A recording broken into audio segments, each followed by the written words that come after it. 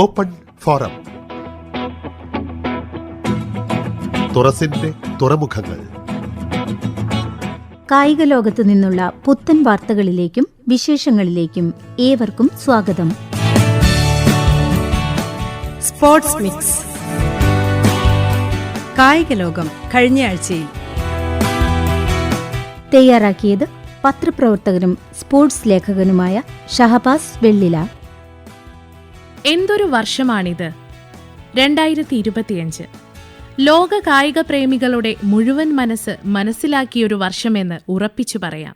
ഓരോ ആരാധകരും മനസ്സിൽ താലോലിച്ച വർഷങ്ങളുടെ പഴക്കമുള്ള വലിയ സ്വപ്നങ്ങൾ ഓരോന്നോരോന്നായി പൂവണിയുന്ന സുന്ദര നിമിഷങ്ങളാണ് ഈ വർഷം നമുക്ക് സമ്മാനിക്കുന്നത്. ICC ട്രോഫികളിൽ കിരീട വളർച്ചയ്ക്ക് ദക്ഷിണാഫ്രിക്കയും അന്ത്യം കുറിച്ചിരിക്കുന്നു. കരുത്തരായ ഓസീസിനെ തോൽപ്പിച്ച് ദക്ഷിണാഫ്രിക്ക ടെസ്റ്റ് ചാമ്പ്യൻഷിപ്പ് കിരീടം ഉയർത്തിയിരിക്കുന്നു. 27 വർഷങ്ങൾക്ക് ശേഷമാണ് ദക്ഷിണാഫ്രിക്കയുടെ ICC കിരീട നേട്ടം. ഓസ്ട്രേലിയക്കെതിരെ 5 വിക്കറ്റിനാണ് ടീം ജയം സ്വന്തമാക്കിയത്. ഇതോടെ ടെസ്റ്റ് ചാമ്പ്യൻഷിപ്പിൽ ജേതാക്കളാകുന്ന മൂന്നാമത്തെ ടീമായി ദക്ഷിണാഫ്രിക്ക. സെഞ്ചുറി സ്വന്തമാക്കിയ എയ്ഡൻ മാർക്രമാണ് പ്ലെയർ ഓഫ് ദി മാച്ച്. 136 റൺസാണ് എയ്ഡൻ സ്വന്തമാക്കിയത്. ICC ടൂർണമെന്റുകളിൽ ദക്ഷിണാഫ്രിക്കയ്ക്ക് എന്നും കണ്ണീരായിരുന്നു കൂട്ടിന്. കപ്പിനും ചുണ്ടിനുമിടയിൽ കിരീടം നഷ്ടപ്പെട്ടത് പലതവണ. സെമി ഫൈനലിൽ മാത്രം ടീം തോറ്റത് 12 തവണ. ഒരു തവണ ഫൈനലിലും വീണു. നിലവിലെ ജേതാക്കളെന്ന വീറുമായി എത്തിയ ഓസ്ട്രേലിയയെ തന്നെ തോൽപ്പിച്ച് കിരീടം ഉയർത്താനായത് ടീമിന്റെ വിജയത്തിന് ഇരട്ടി മധുരമായി. സ്കോർ: ഓസ്ട്രേലിയ ആദ്യ ഇന്നിംഗ്സിൽ 212, രണ്ടാം ഇന്നിംഗ്സിൽ 207 നേടി. ദക്ഷിണാഫ്രിക്ക ആദ്യ ഇന്നിംഗ്സ് 138 നേടിയപ്പോൾ രണ്ടാം ഇന്നിംഗ്സിൽ 5 വിക്കറ്റിന് 282 റൺസ് നേടി വിജയം കൈപ്പിടിയിലൊതുക്കുകയായിരുന്നു. ന്യൂസിലൻഡിനും ഓസ്ട്രേലിയയ്ക്കും ശേഷം ടെസ്റ്റ് ചാമ്പ്യൻഷിപ്പ് നേടുന്ന മൂന്നാമത്തെ രാജ്യമാണ് ദക്ഷിണാഫ്രിക്ക.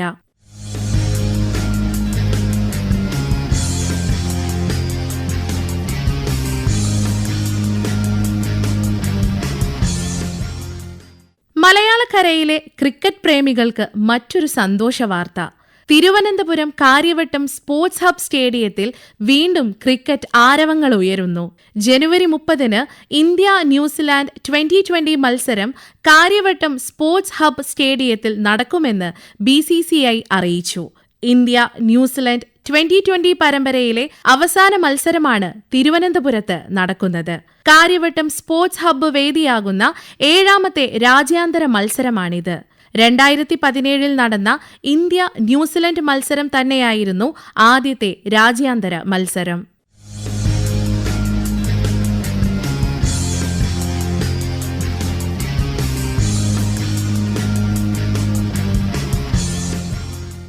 കേരളം ആതിഥേയത്വം വഹിച്ച പ്രഥമ ദേശീയ അണ്ടർ 23 ബാസ്കറ്റ്ബോൾ ചാമ്പ്യൻഷിപ്പിൽ കേരളത്തിന് കിരീടം.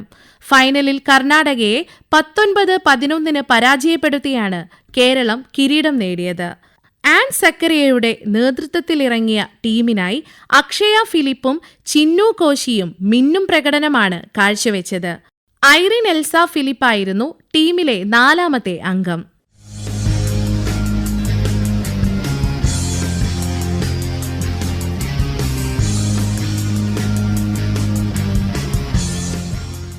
തായ്ലൻഡിൽ നടക്കുന്ന ഏഷ്യ കപ്പ് ഫുട്ബോൾ യോഗ്യതാ റൗണ്ടിനുള്ള ഇന്ത്യൻ ടീമിൽ മലയാളി താരം P. മാളവികയും.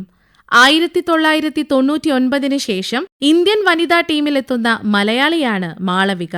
മുൻ ഇന്ത്യൻ വനിതാ ഫുട്ബോൾ താരം ക്രിസ്പിൻ ഛേത്രിയാണ് ടീമിന്റെ മുഖ്യ പരിശീലക. മലയാളിയായ PV പ്രിയ സഹപരിശീലകയായും ടീമിനൊപ്പമുണ്ട്.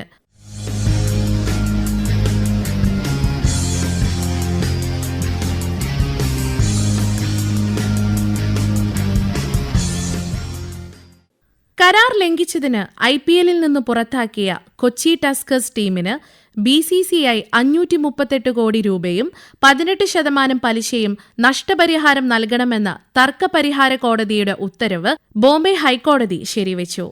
കൊച്ചി IPL ടീമുമായി ഒരു പതിറ്റാണ്ടിലേറെ നീണ്ട നിയമയുദ്ധത്തിനൊടുവിലാണ് BCCIയുടെ ഹർജി കോടതി തള്ളിയത്.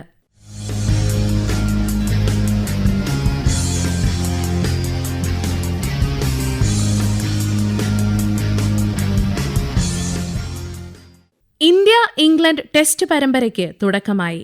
ലീഡ്സിലെ ഹെഡ്ലിംഗ് സ്റ്റേഡിയത്തിൽ ശുഭ്മാൻ ഗില്ലും സംഘവും ഇറങ്ങിയത് പുതുയുഗത്തിലേക്കുള്ള ദീപശിഖയുമേന്തിയാണ്.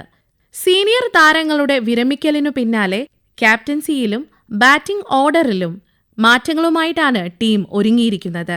അതേസമയം വിവാദങ്ങൾക്കൊടുവിൽ ഇന്ത്യൻ ക്രിക്കറ്റ് പ്രേമികൾക്ക് സന്തോഷവാർത്ത. ഇന്ത്യ ഇംഗ്ലണ്ട് ടെസ്റ്റ് ക്രിക്കറ്റ് പരമ്പരയിൽ പട്ടൌഡിയുടെ പേര് നിലനിർത്താൻ തീരുമാനം.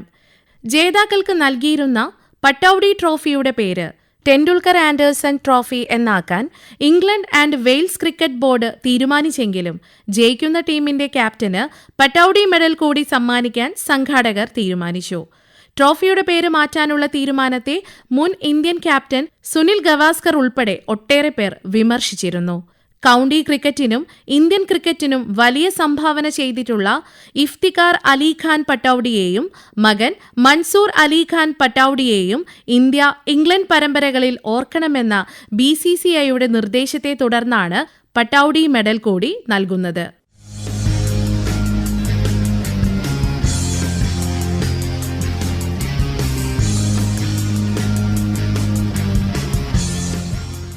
ക്ലബ് ലോകകപ്പിൽ വമ്പൻ അട്ടിമറികൾ.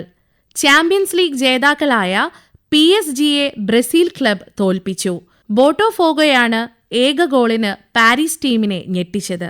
36-ാം മിനിറ്റിൽ ഇഗോൾ ജീസസ് ആണ് ടീമിനായി വിജയ ഗോൾ നേടിയത്. മുൻ ലോക ചാമ്പ്യന്മാരായ റയൽ മാഡ്രിഡിനെ സൗദി ക്ലബ് അൽ ഹിലാൽ സമനിലയിൽ കുരുക്കി. ഇരു ടീമുകളും ഓരോ ഗോളുകൾ നേടിയാണ് സമനിലയിൽ പിരിഞ്ഞത്. 34-ാം മിനിറ്റിൽ ഗാർസിയ റയലിനായി ലീഡ് നേടിയെങ്കിലും റയലിനെ ഞെട്ടിച്ച് ആദ്യ പകുതി തീരും മുമ്പേ റൂബൻ നെവസ് പെനാൽറ്റി ഗോളിലൂടെ സമനില കണ്ടെത്തുകയായിരുന്നു. കളിയിലുടനീളം ഇരു ടീമുകൾക്കും ഗോളുകൾ നേടാൻ നിരവധി അവസരങ്ങൾ കൈവന്നെങ്കിലും വലകുലുക്കാനായില്ല. ആതിഥേയരായ ലയണൽ മെസ്സിയുടെ ഇന്റർ മിയാമിക്ക് രണ്ടാം മത്സരത്തിൽ തകർപ്പൻ ജയം. കരുത്തരായ പോർട്ടോയെ 1-നെതിരെ 2 ഗോളുകൾക്കാണ് മെസ്സിയും സംഘവും തോൽപ്പിച്ചത്. 54-ാം മിനിറ്റിൽ മെസ്സിയുടെ മനോഹരമായ ഫ്രീ കിക്ക് ഗോളിലൂടെയാണ് ടീം വിജയം ഉറപ്പിച്ചത്. സെഗോവിയുടെ വകയായിരുന്നു മറ്റൊരു ഗോൾ. പോർട്ടോയ്ക്കായി സാമു അഗേഹോവയായിരുന്നു ഗോൾ നേടിയത്. ഈജിപ്ഷ്യൻ ക്ലബായ അൽ അഹ്ലിയുമായി ആദ്യ മത്സരം ഇന്റർ മിയാമി സമനിലയിൽ പിരിഞ്ഞിരുന്നു.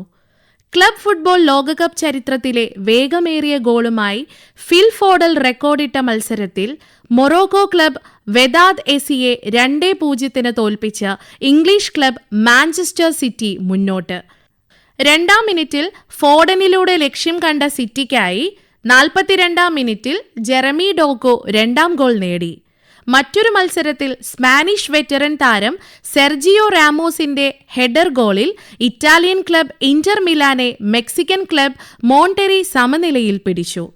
42-ാം മിനിറ്റിൽ ലൗറ്റാരോ മാർട്ടിനസ് ആണ് ഇന്റർ മിലാനായി ഗോൾ മടക്കിയത്. Brazil club Fluminense German club Borussia ഡോർട്ട്മുണ്ടിനെ ഗോൾ രഹിത സമനിലയിൽ പിടിച്ചു. അത്ലറ്റിക്കോ മാഡ്രിഡ് ജുവൻസ് ക്ലബ്ബുകൾ തകർപ്പൻ വിജയം നേടി പോയിന്റ് ടേബിളിൽ മുന്നേറുകയാണ്. Sports mix